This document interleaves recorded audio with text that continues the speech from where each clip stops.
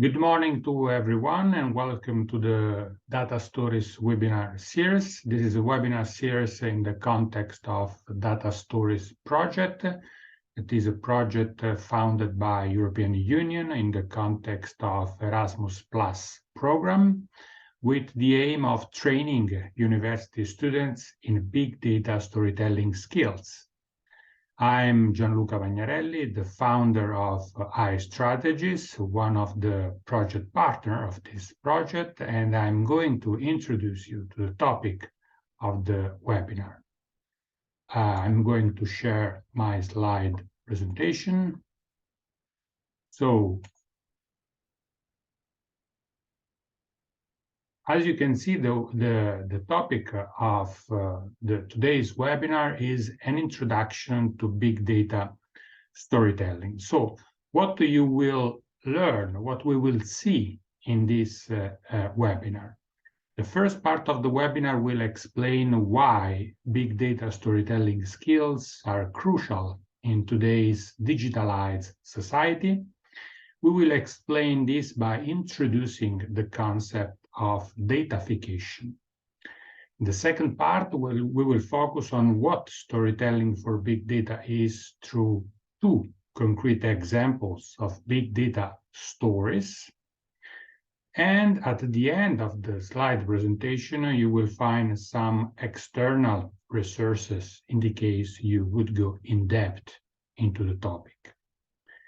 The aim of this webinar, I want to underline this point, is not to provide a comprehensive investigation of big data storytelling, which would have taken a long time, but an introduction of it. So this is the plan, and we can move forward. We can start affirming that we are living in a kind of data revolution, in the sense that our societies are producing, like never before, a huge amount of digital data.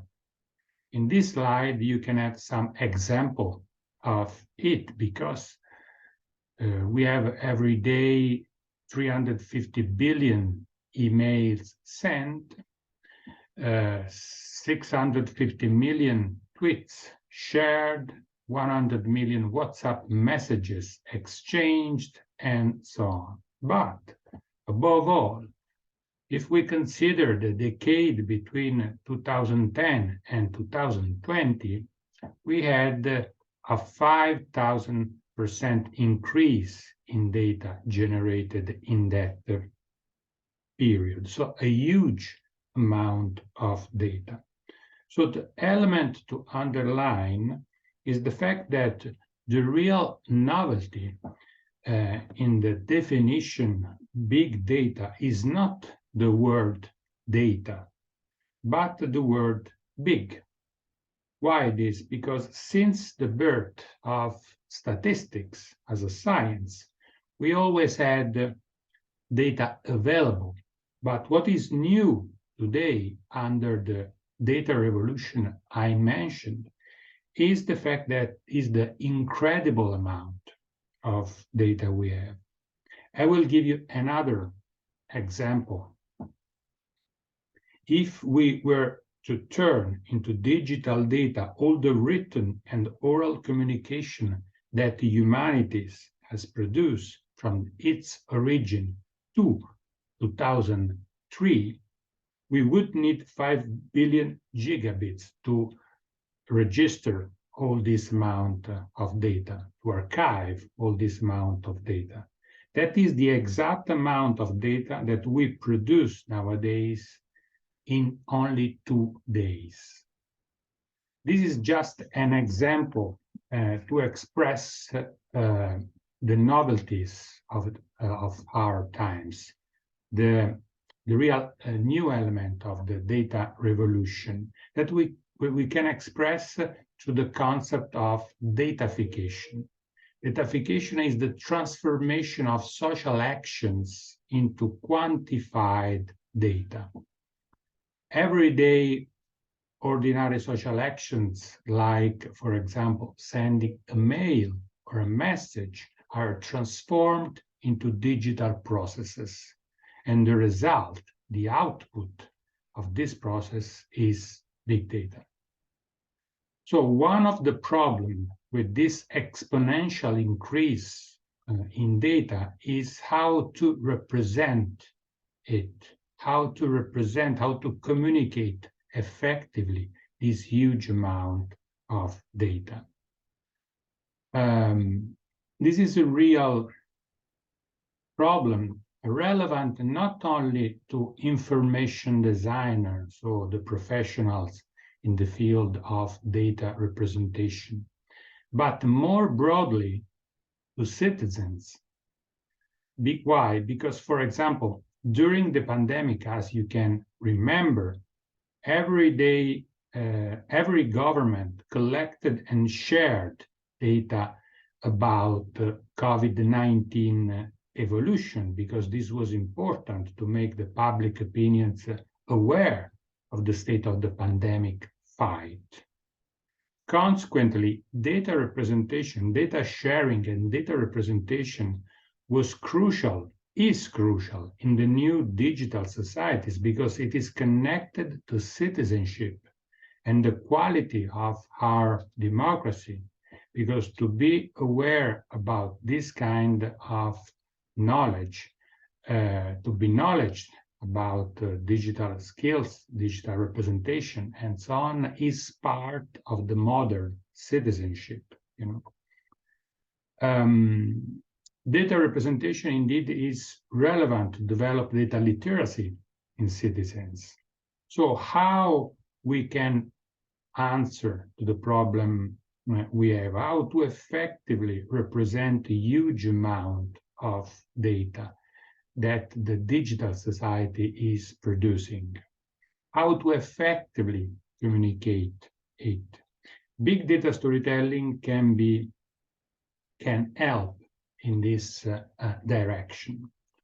According to Microsoft, big data storytelling is the concept of building a compelling narratives based on complex data and analytics that help tell you story and inform a particular audience. This is the definition of big data storytelling. In short, big data storytelling merges two abilities: the science of data analysis plus the art of telling stories. So the ability to analyze digital data and link them through an engaging story. This is the purpose of big data storytelling. So to better explain this concept, I will share two examples of data narratives that I found interesting. The first example is, as you can see, La Rutina. This is not technically a big data storytelling project because it is made using small and everyday data, but from a narrative point of view, from a storytelling point of view, I think it's an interesting case to share. The project name is La Rutina, the routine in English, by the Spanish info designer Jaime Serra. Basically, it's a visual representation of flowers a man gave to his love over 48 years. It is a data representation of their love story through flowers. This man first time his love in 1962 in Spain. He was a 22 young man, and she was 16, and he was a peasant. And he gave her a yellow flower freshly picked in the field the first day they met. Okay, so since that day, she has stored the flowers she received. And this was the beginning of a routine, the name of the project. that was maintained for 48 years, 3 of engagement and 45 of marriage, until the man died. So as you can see in the image, each flower pot shows the number of flowers, the woman receives every year. In a certain years, there are more flowers, like in this one. In other, less, like in the first one here. And at a certain point, as you can see, from yellow, the flowers become violet here, Why? Because it is because in that year, the couple moved from the countryside to the city, where the man couldn't find the same type of yellow flowers he used to pick before. So each flower pot represent a year, the number of flower the woman received in a year, They become violet because this year they moved to the city from the countryside, and he couldn't find the same type of yellow flowers he used to pick up before. In another case, we see an empty flower pot because the man was sick for a couple of years, like here, And at the end, their love story ends in 2010, in which we see the empty flower pots because the man spent the 2 last years of his life in an hospital, where obviously in which it was not possible to pick up flowers for him. So what is the interesting element of this project? There are, I think, at least 2 elements of interest from a big data storytelling perspective. The first one is the fascinating combination between cold data and a warm love story. It is challenging to combine 2 elements like this, but I think the result is captivating because the love story is able to make data more appealing than they usually are. So the lesson learned is that to merge data and stories and to create empathy with the audience, it is necessary to reveal and show the human element behind the data we are representing. In this case, the human element is the love story between a man and a woman. And knowing this, we feel data moving, The second element of interest is that we can create interesting narrative using ordinary and everyday data.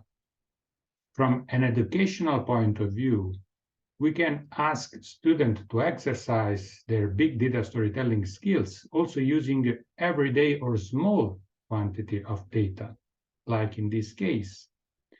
This is important, especially for non-ICT students that not necessarily have the technical skills to manage or to analyze big data, But so it is possible to practice big data storytelling skills also using smaller amounts of data. Because in the big data storytelling, creative and narrative skills are the crucial abilities to develop to become a good big data storyteller. So this is the first example. The second one is appropriately an example of big data storytelling. In this case, I want to share directly the website of this project.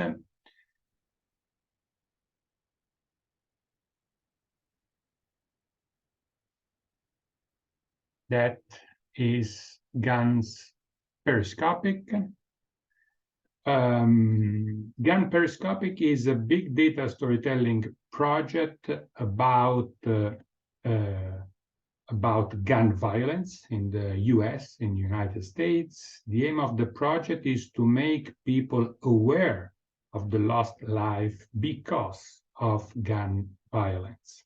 So as you can see, the page opens by counting the number of people murdered by guns in 2018 and the number of here stolen years those people could have lived based on statistics, you know, the number of people killed on the left part and the number of stolen years those people, you know, couldn't live. So what does it mean in this case to tell stories using big data? It means at least three elements. The first one is shape. Gun violence is communicated, as you can see, using an arc, this one, you know. The arc, why an arc? Because the arc evokes the arc structure of a life in which we have a bird at the beginning, growth, an apex, you know, diminishment, and finally death. Consequently, using this specific shape, I can call up the idea that time goes and life has a certain evolution from the beginning, you know, to the natural hand. So the first element to underline is that in big data storytelling, shapes are not neutral, but the shapes we use can communicate, are able to communicate a certain specific message, like in this case. So the arc is the most effective, you know, shape to express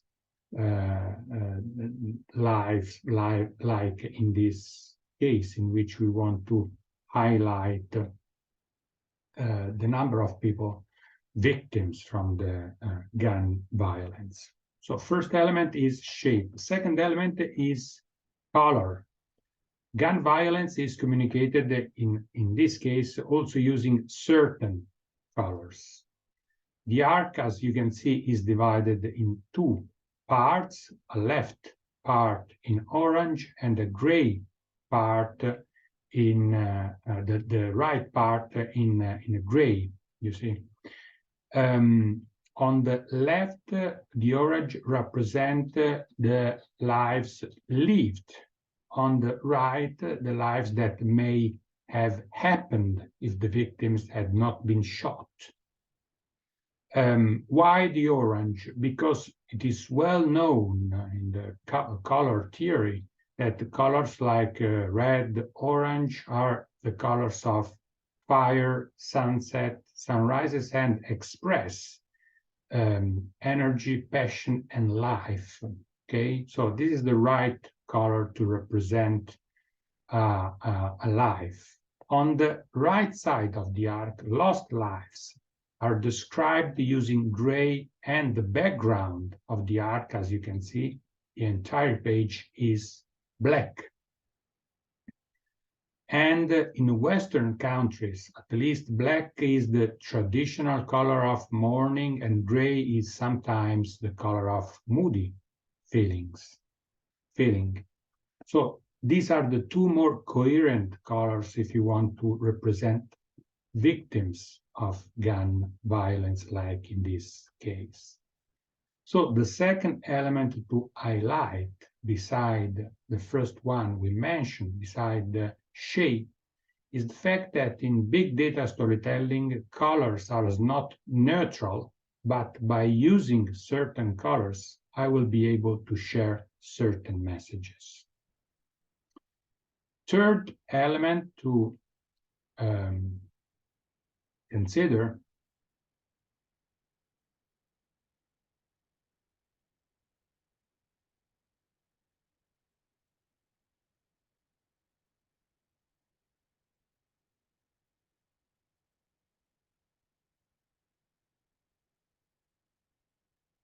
I'm going to share them. Okay. So the third element to consider is texts. So first, shape, colors, and text. Gun violence is also communicated using text, short text, in the sense that in addition to this visual elements we mentioned, shape and colors, we also have text through which, and this is a key element, we know the personal stories of victims. Maybe it's better to share directly the website, I think.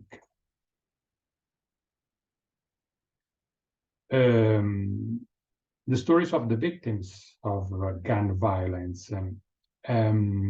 Indeed, an interesting aspect of this data representation is that it combines general data like people killed, stolen years, and so on, with singular stories. You can find them moving your pointer on the arc and reading the short text. Like in this case, you can read, this white man, aged 20, was shot in November in Washington by an unknown person. Or moving in another one, this white man, aged 35, was shot in April in South Carolina by his kittens during an argument, and so on. This is very important in big data storytelling because you cannot empathize with statistics, but only empathize with human stories. And this is the third and last element I want to highlight.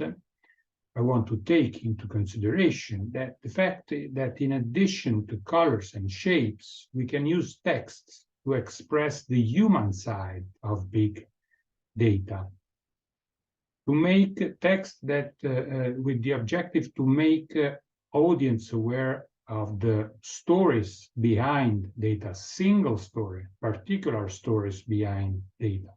Obviously, text should complement the visual elements and not to substitute them.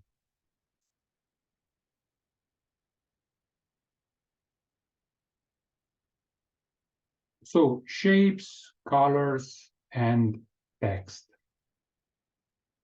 So to summarize this case, Guns.periscopic project, usually data communication about gun violence focuses only on the number of victims.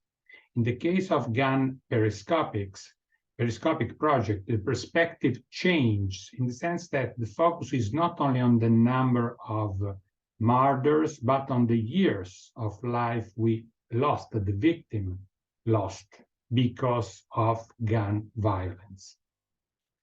So it is not just an informative, a factual representation of data, but an emotional and a counterfactual visualization of gun violence. Counterfactual because you can see the life that may have happened if the victim had not been killed, And visually, this image is made using the gray color of the arc. And the final effect is a strange feeling of nostalgia. Strange because you feel sad and nostalgic, not about the past, but about the future that could have been lived by victims, but was not because of violence. In short, you can empathize with them. So to conclude, moving to a summary of the elements we highlighted, sharing these two cases of big data storytelling. We can conclude asking, what are the advantages of the big data storytelling approach, Why we should practice big data storytelling skills? we should do it at least for three reasons. The first one is to better understand data. The use of stories in communication increase the memorability of the messages.